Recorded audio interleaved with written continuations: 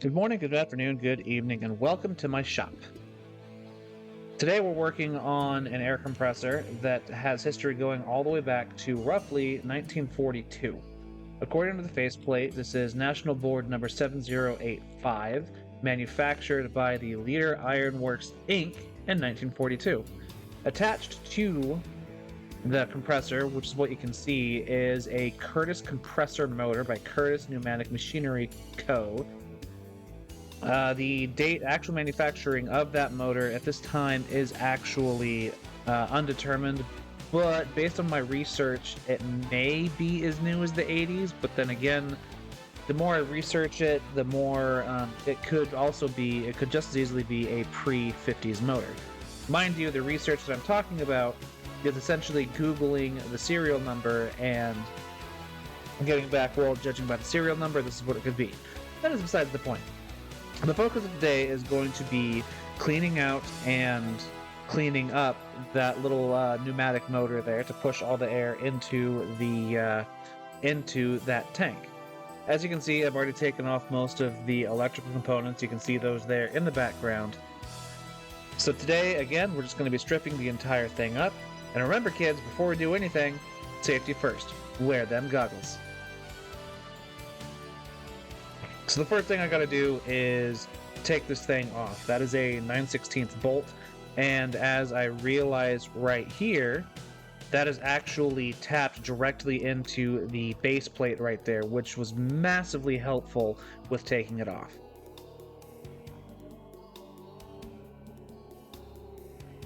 As we go about this, there are probably going to be a lot of gearheads who get annoyed with me because one thing that my dad always taught me in the garage is that there is the right tool for the right job. And one thing that this entire project has taught me is that there's also a correct process. Now, because I'm just feeling my way through this project and building it and trying to have fun doing so, I'm not following any correct process whatsoever. The only thing I'm really doing is making sure I know exactly where I took what from, that way I know how to reassemble it. There are multiple times throughout where I am definitely not using the right tool, and I'm willing to bet that there's going to be a lot of whinging from the gearheads in the audience, and I apologize in advance, okay? If you want to poke fun at me, if you want to give me some tips, which I am absolutely welcome to, because I'm at a point in my life where I can't ask my dad for help anymore, so I have to figure it out or rely on the internet, which is pretty much what I am doing for this restoration process. So please feel free to criticize and critique and give me any assists necessary, or any assists that you see in the comment section below. I will do my best to address them in subsequent videos. And guys, using the channel locks on the oil plug, I am absolutely sorry, okay? I know I screwed up those threads. I swear to God, somebody put some red Loctite on that thing, so draining it would have been a bitch. And speaking of, I'm not entirely sure that oil has ever been drained. You can see right here that light brown twinge, like seriously, it looks like my child's diarrhea. And oil should not look like that.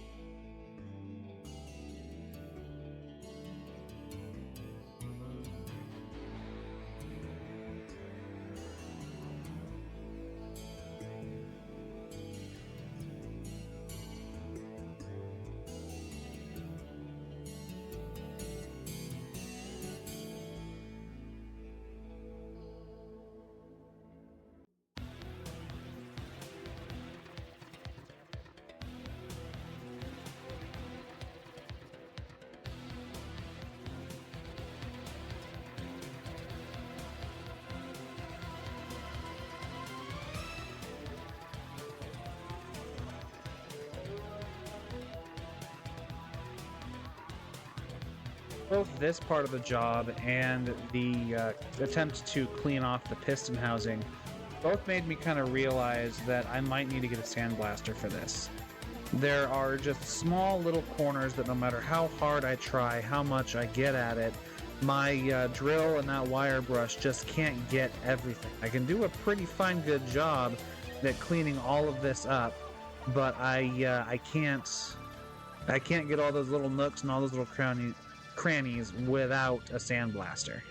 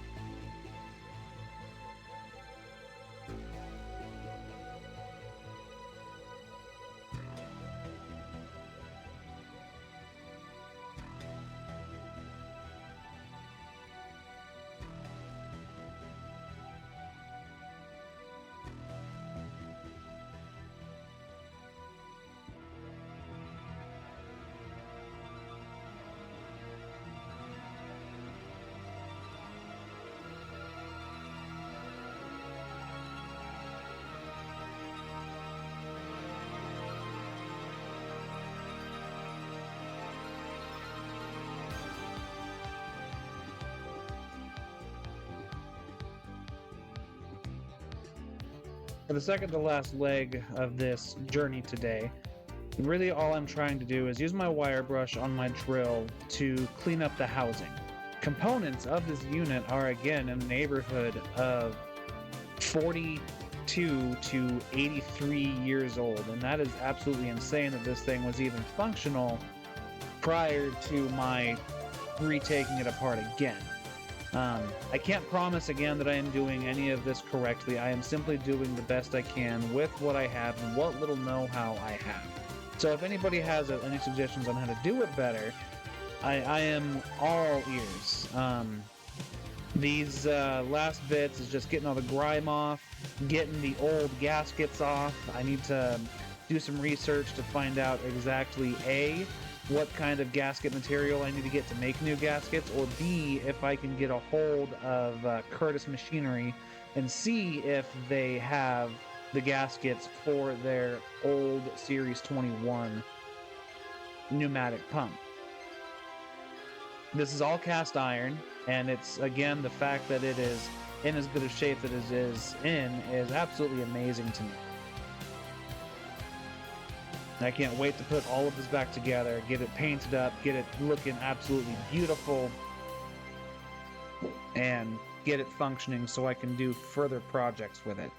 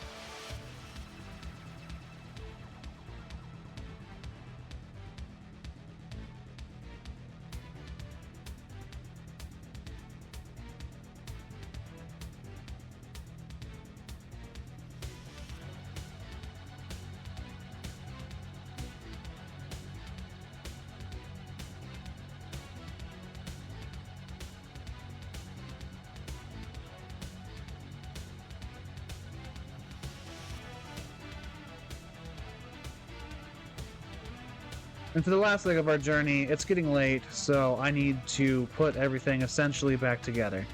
This process of, just finishing cleaning things off, putting all the bolts and all the pieces and parts back where they belong will make it easier for when I do get the rest of the components for final reassembly. I did have a little problem here putting the piston housing back on. I don't know if it was me or if it's just because the equipment is old, but one of the piston rings broke. So kind of added to the part list that I need, I'm going to be getting new piston rings for this, along with pretty much everything else that I am doing. This whole process has been an absolute blast, and again, finding this under all of the grime, learning so much about this as a pneumatic motor, as an air compressor, as the electronical components, just machining as a whole has been an absolutely amazing process. I really hope all of you are enjoying it as much as I am, and I hope that all of you guys stick around to the end to see the final product, because I hope it comes out amazing.